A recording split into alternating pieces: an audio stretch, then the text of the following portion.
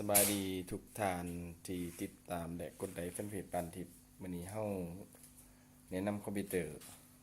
2หน่วยเจ้าเป็นเดลด้วยจ้ะเดล Inspiron NC030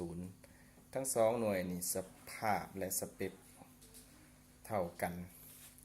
สีคือกันเจ้าสีคือกันเป็นสีแดงด้วยจ้ะทางหลังเป็นสีแดง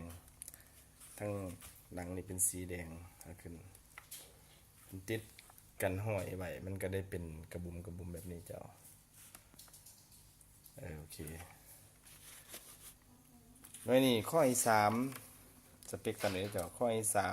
3 M380 2.53 GHz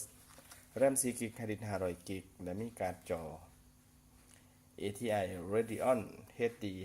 5430เจ้าขนาดจอ 14.0 นิ้วปกติเขาขายราคา 1,990,000 กีบแต่ว่า2นี่ลดราคาพิเศษด้วยเจ้า 1,950,000 กีบเจ้า 1,950,000 กีบถ้าผู้ใดสนใจหรือต้องการก็สอบถามมาได้ที่ใต้คลิปนี้หรือว่า